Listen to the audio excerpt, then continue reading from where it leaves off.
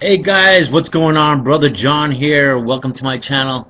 I hope all you guys are doing well. You like my funky hat? My thinking cap. Okay, it's all good. Anyway, I was watching a video of Pastor Dow. Though many of you know I am not a Christian anymore.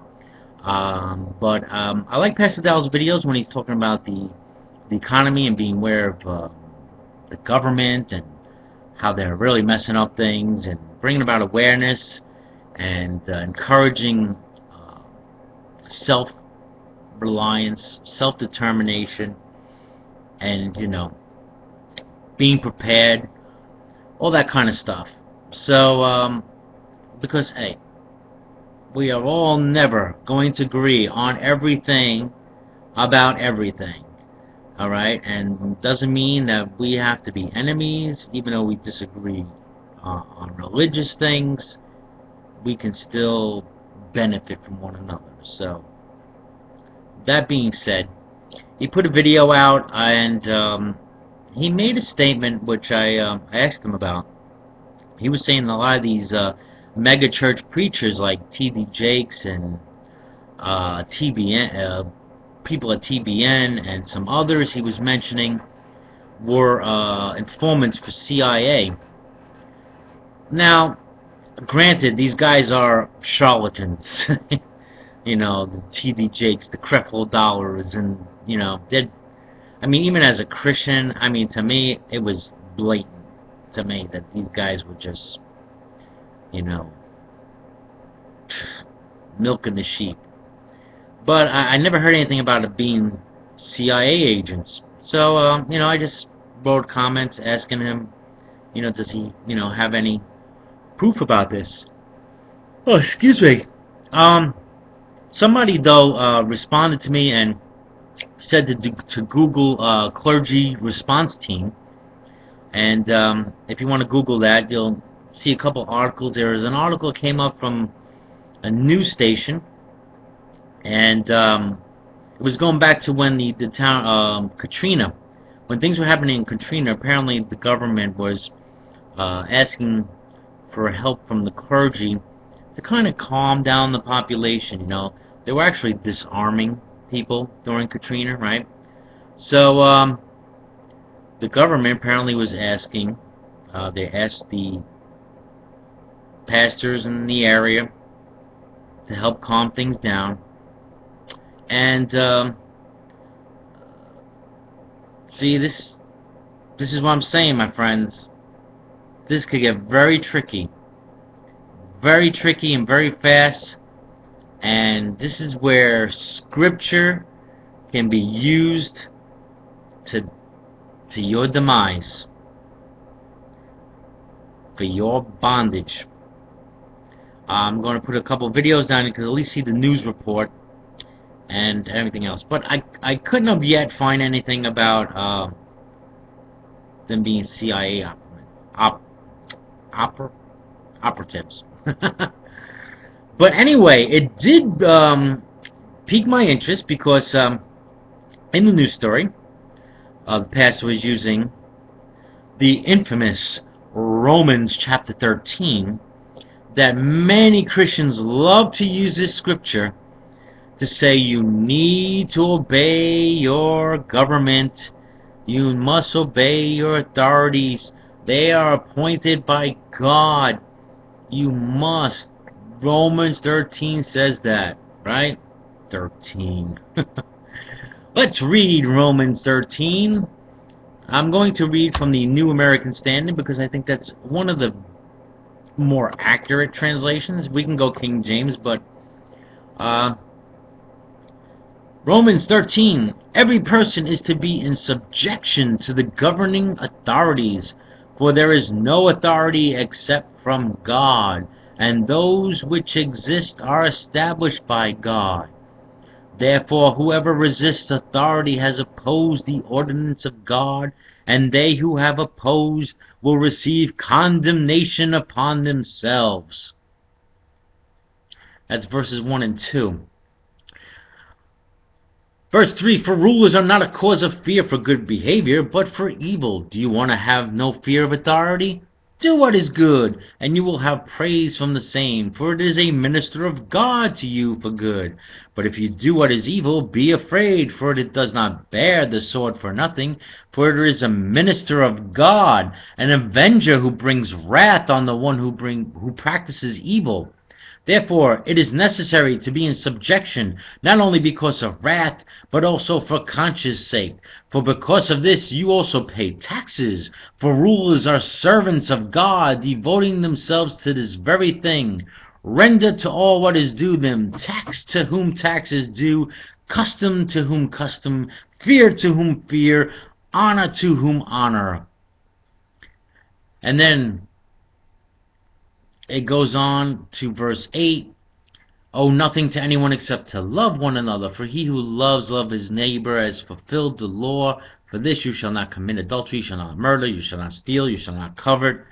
For there is any other commandment is summed up in this saying, you shall love your neighbors as yourself, which I always say that's where it really comes down to. But love does no wrong to a neighbor, therefore love is the fulfillment of law. But it's kind of weird to me, because if we're going to take this scripture and we're going to apply it to all governments, right, it almost becomes contradictory. Yes. Now let me ask you this. It's easy to say this when you're in the United States, that you should obey your government, even though we can bring up countless, right, examples of how our government lies, steals, and murders innocent people, right? And this is the government you're supposed to submit to. But what about Nazi Germany? What about Hitler, Stalin, Lenin? What about those governments back then? Are you going to tell me that as Christians you should have, if you were in those times, you would obey those rulers? What about the people who disobeyed the King of England and the crown, right, to start this country? Were they not disobeying them, right? So where do you draw the line with this when you're going to use Romans 13 to say we must submit to all authorities? And if you don't, the authorities, apparently to the scriptures, has every right to bring upon wrath upon you because they're servants of God. I don't know. I don't think Romans was written by Paul. I think maybe it was all just a conspiracy. The Bible being, God knows who it was written by. But I'm sure, and it's funny, this is called the Book of Romans, perhaps this book was written by the Roman government. Perhaps this book, these passages, were used to make sure, let's get the religious folk, and let's get them in order to submit to the government of Rome. Because Rome, hey, they need it nice and order, right? When the church was finally established in the 300s, right? At the Council of Nicaea, when they brought, Constantine wanted, let's get all these bishops together, right? Because we got to come to agreement on something, because there's too much division here, and I, Constantine, have no control of these people. We got to establish some kind of religion, one religion in a way. So they got all these Christian beliefs, all these bishops together, and have the council. Let's put the book together, and this is how you got most of the Bible now. So a lot of people want to praise Constantine as their hero for Christianity, but maybe it was more about government control, and that's the same thing here. It's the same thing. Politicians do it all the time. Will use religion. They'll go visit churches and speak at churches and speak to religious groups, right? pander to the religious, say they're part of a religious organization, mostly Christian, right, to get that Christian vote. No different than when it happened. Same thing was happening in Rome, and I think that was the same thing with Constantine. It wasn't even about him being a Christian or seeing a vision of a cross. This was about political control. This was about having influence and power over the people at that time. Same thing was going on here. This is what they did in Katrina too. And I no doubt if there was problems that are going to come up in the future,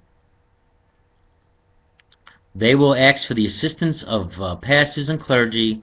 Tell your congregation, yeah, calm down, relax, peacefully give up your guns like they did here, just so we can dominate. And they'll use the religion and the clergy will use scripture to control the masses, because the masses are a bunch of dumb sheep. They don't think for themselves. They don't read their Bible in context. They don't even go search where things come from. They just take at face value these charismatic preachers that are up there they see on TV. They take at face value what they're saying, that their words must be words from God, because they're the ones on TV getting all the money, looking all good and all that stuff. And the people just blindly watch them, no different than people just worshiping movie stars.